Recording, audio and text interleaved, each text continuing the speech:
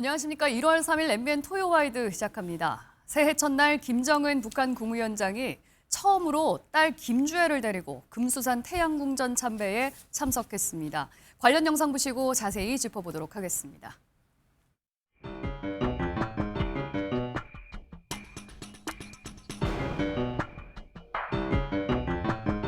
김정은 동지께서는 위대한 수령님과 위대한 장군님의 입상을 우러러 숭고한 경의를 표시하셨습니다.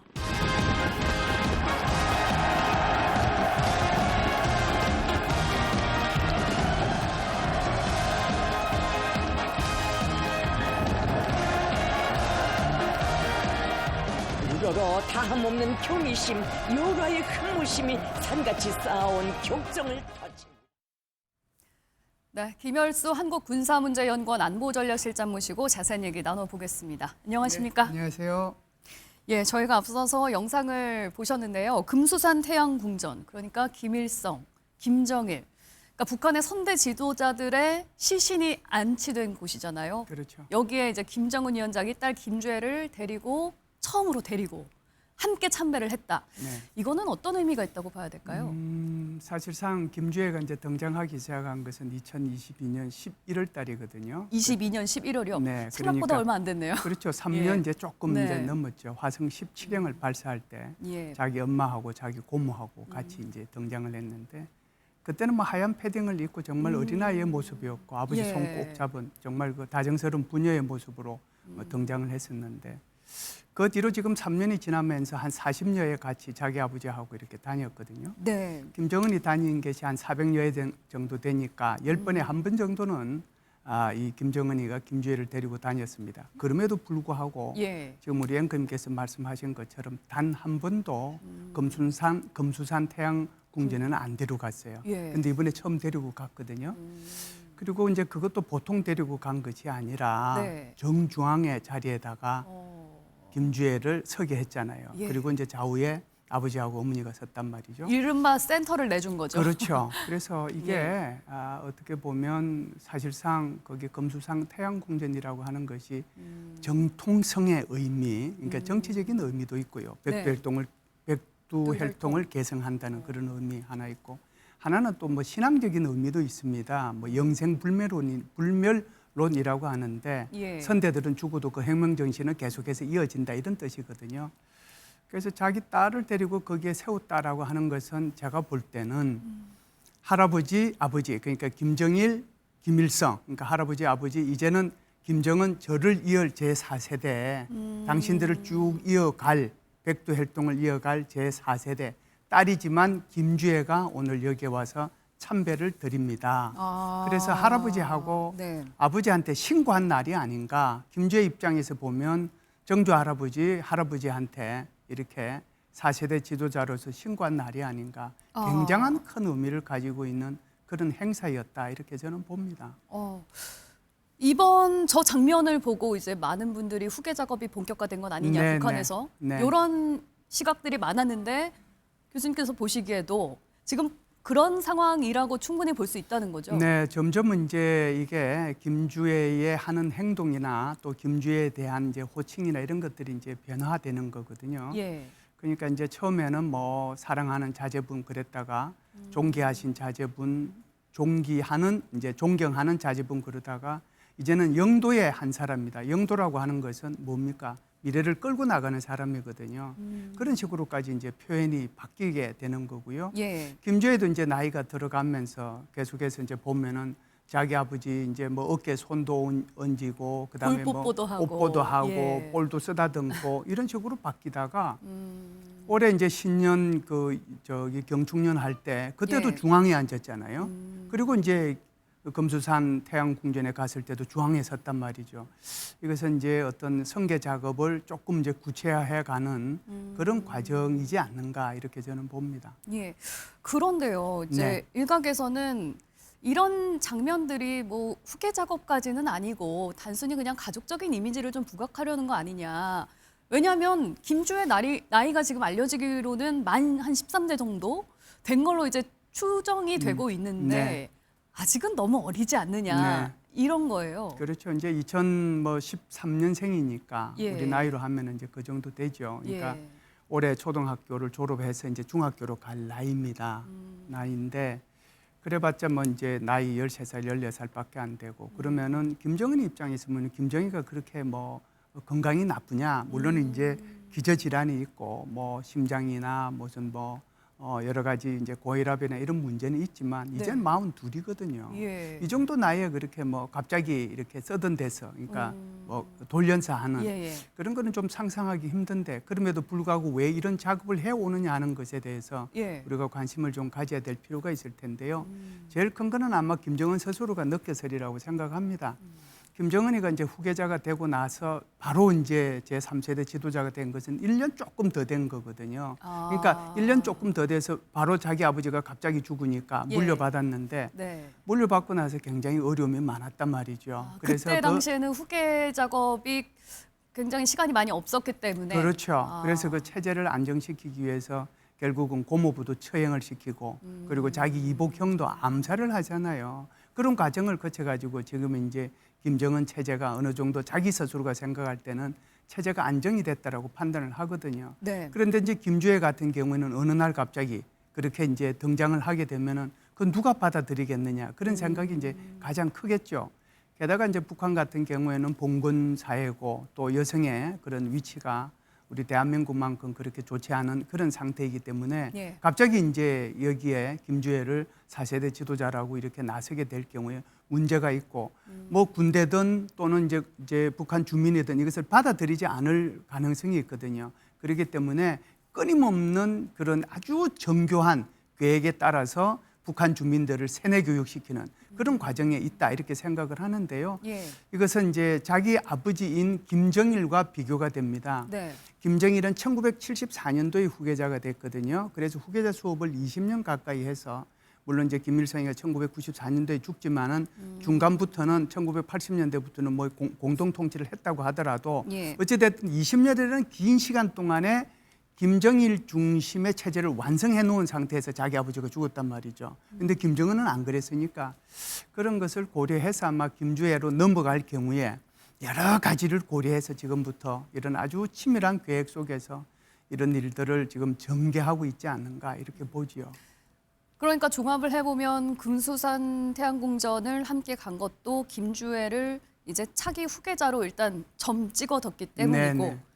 이제 슬슬 후계자 수업이라고 네. 해야 될까요? 네, 이제 시작이 됐다라고 예. 이제 보시는 거고 그렇죠. 그렇다면 이제 9차 당대회가 네. 이제 조금 있으면 열릴 것으로 네, 보이는데 이때 김주애가 공식 직함을 받게 될지 이 부분도 좀 관심이거든요. 어떻게 예. 예상하세요? 9차 당대회가 지금 이제 예상하기로는 2월 달에 아마 열리는 것으로 그렇게 예. 뭐 얘기가 되고 있는 것 같습니다. 또 김정은 스스로도 다음 달에 9차 당대회가 열릴 거다라고 신의주에 가서 얘기를 했기 때문에 예. 2월 달이 이제 거의 확정적이긴 하죠. 그러면은 제9차 당대회는 이제 5년 만에 열리는데 네. 북한의 모든 정치적 행사 중에서 가장 중요한 것이 바로 이 당대회거든요. 예. 여기에 이제 여러 가지 5년 동안에 당에 이제 지나온 것을 총화도 하지만 향후 5년 동안에 이제 가야 될 여러 가지 길들도 이제 얘기를 하게 되고 대외 정책도 발표를 하게 되고 제일 중요한 것이 인사거든요. 인사 중에 하나가 지금 말씀하신 것처럼 김주애가 그러면은 공식 직함을 받을 건가 이런 이제 생각을 할 수가 있죠. 예. 김정은 같은 경우에는 지난번 8차 당대회 때 2021년도죠. 8차 당대회 때 노동당 총비서라는 직책을 받았어요. 그런데 제1비서가 지금 비워져 있는 상태거든요. 그래서 이제 우리가 그때 비워져 있을 때 저거 혹시 김여정이가 그 자리로 가는 게 아닌가라고 예. 이제 다들 생각을 지난 5년 동안 사실상 해왔죠. 예. 그런데 지금까지도 그 자리는 비어 있거든요. 그래서 지금 이제 9차 당대회가 열리면 혹시 네. 김주애를 여기다가 앉힐 게 아닌가 이런 이제 추측들을 전망을 하는 분들이 이제 꽤 있는 것 같습니다. 예. 그런데 제가 볼 때는 그건 조금 무리다 이런 생각이 들어요. 왜 그러냐면 너무 어리거든요. 우리 나이로 중학교 1학년밖에 안 되는 아이인데 예. 그 아이가 노동당 총비서 바로 밑에 제1비서가 된다라고 하면 우리나라로 치면은 어느 정도 급이라고 봐야 되나요? 노동당 제1비서라고 서열 하면. 2위죠. 서열 2위다. 서열 2위. 예. 네, 그거죠. 거의 뭐 국무총리급이라고 그렇죠. 봐야 그런 되고요. 만 정도라고. 13세 소녀에게 네, 네. 국무총리급을 줄 수 예, 있겠느냐 지금 예, 네. 당장은. 그래서 이제 북한에서는 여러 가지 이제 고민은 하긴 할 겁니다. 그런데 청년 동맹이라는 단체가 있거든요. 네. 그 청년 동맹은 14살부터 30살까지 남녀가 이제 다 거기에 가입하는 것이 청년 동맹입니다. 청년 동맹이 이제 미래를 책임지는 이제 세대잖아요. 예. 청년 동맹이라고 하는 것이. 그래서 청년 동맹회를 왜 제가 이제 그 얘기를 하느냐면 이 김정은 같은 경우에도 청년 대장이라고 이제 칭호가 붙었었거든요. 아. 그러니까 청년을 대표하는 사람이었잖아요. 예. 그리고 이제 그걸 주력으로 해가지고 지금 이제 자신의 체제들을 이제 구축을 했다고 해도 과언이 아닌데 그렇다라고 하면은 청년 동맹의 대장으로 바로 이렇게 주기도 힘들 거예요. 나이가 너무 예. 어려서. 그래서 그쪽에서 뭐 한 2인자 자리를 주면서 노동당 뭐 중앙위원회 후보위원이나 뭐 그런 식으로 이렇게 갈 수도 있겠다. 그래서 이제 종합적으로 말씀을 드리면은 제1비서는 조금 우리의 생각으로는 좀 곤란할 거고 대신에 청년 동맹에서 어떤 직책을 부여할 가능성은 있을 수 있겠다. 그런 예. 생각은 합니다. 네, 알겠습니다. 한번 지켜봐야 될 것 네, 같습니다. 네, 네. 이어서 좀 다른 얘기도 좀 해보겠습니다. 이재명 대통령이 내일부터 3박 4일간 중국을 국빈 방문하게 되는데요. 이 얘기도 좀 나눠보죠. 영상 먼저 보고 오시겠습니다. 한중 정상이 2개월 간격으로 상대국을 국빈 방문하고 새해 첫 정상 외교 일정을 함께 하는 것은 전례가 없는 일로서 한중 관계 발전에 새로운 장을 여는 계기가 될 것으로 기대됩니다. 한중 수교 당시에 대한민국 정부와 또 중국 정부 간에 합의된 내용은 여전히 한중 관계를 규정하는 핵심 기준으로 여전히 유효합니다. 저 역시도 하나의 중국을 존중하고 예, 이재명 대통령이 새해 첫 외교 일정으로 미국도 아니고 일본도 아니고 중국을 이제 방문하게 되는 거예요. 한국 대통령으로서는 이제 9년 만에 중국을 방문하게 되는 건데 이번 방중에 담긴 의미는 뭐라고 보시나요? 예, 그것도 뭐 2달 만에 지금 가는 거잖아요. 에이펙 정상회의 이후에 이제 네, 두 정상이 만나는 거죠. 그렇죠. 2달 만에 가는 거니까 그만큼은 이제 양국의 어떤 그 국가 이익이 맞아 떨어졌다라고 저는 생각을 해요. 한국 입장에서 보면은 한국과 중국 사이에 풀어야 될 여러 가지 숙제들이 있거든요. 네. 예를 들어서 뭐라고 할까요? 공급망 문제도 있고 한한령 문제도 있고 또 서해의 불법 구조물, 불법 오론 문제 뭐 이런 것들도 이제 있을 수 있잖아요. 게다가 이제 또 한국과 중국 사이에 풀어야 될 문제가 한반도 평화와 관련된 문제를 풀어야 되거든요. 네. 그러려고 하면은 어떤 남북 관계에 있어서의 뭐 대화의 물꼬를 좀 터야 되는 문제도 있고 또 비핵화 문제도 있단 말이죠. 그래서 그런 문제를 우리로 봐서는 중국과 좀 협력을 하고 중국의 건설적 역할이 좀 필요하니까 예. 이게 이제 우리의 이익이 좀 이제 필요한 그런 부분이라고 하면 중국으로서도 이제 한국이 좀 필요하죠.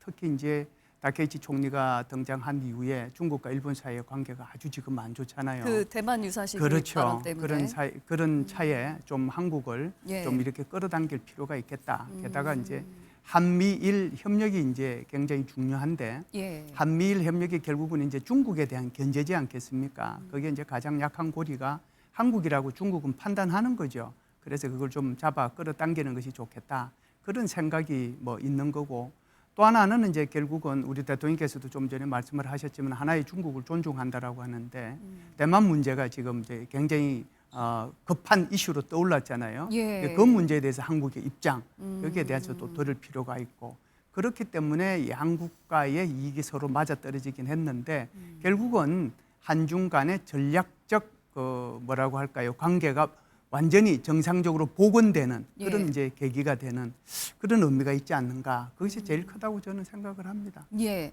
말씀하신 것처럼 이재명 대통령이 중국을 방문하기에 앞서서 대한민국은 하나의 중국을 존중한다. 그렇죠. 이런 입장을 먼저 밝혔어요. 네. 가뜩이나 지금 중일 관계 때문에 굉장히 국제적으로 민감한 네. 시기에 예.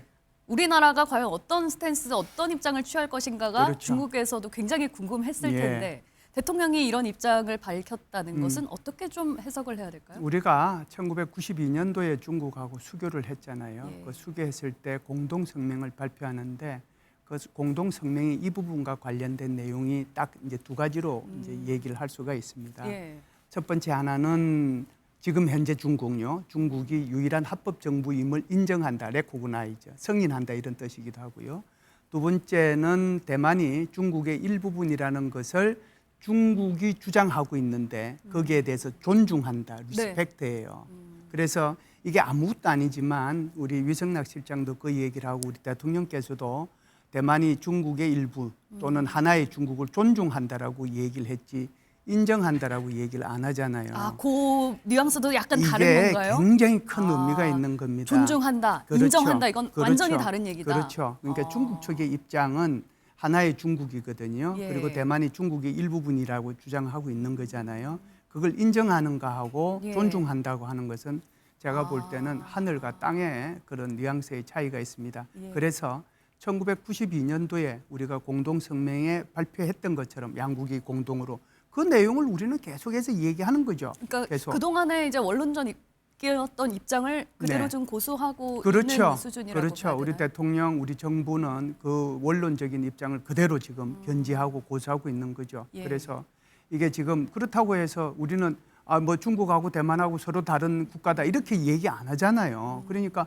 우리가 너희들하고 외교 관계를 수립할 때 그렇게 표현을 했으니까 예. 그 그대로 지금 나 하나의 중국 존중한다 이렇게 얘기하는 거죠. 그래서 제가 볼 때는 굉장히 그 옛날에 했던 공동성명의 그 표현 그걸 가지고도 우리 대통령께서 그리고 위성락 실장께서 올바르게 표현을 지금 하고 있다 이렇게 봐요. 중국도 네. 기분 나쁘지 않고 아, 일본도 그럼요. 기분 상하지 않는 맞습니다. 예. 그런 중간 단계에서 적절하게 얘기를 한 것 같다라는 예. 말씀까지 듣고 얘기 여기서 마무리하도록 하겠습니다. 지금까지 김열수 한국군사문제연구원 안보전략실장과 함께했습니다. 고맙습니다. 네, 감사합니다.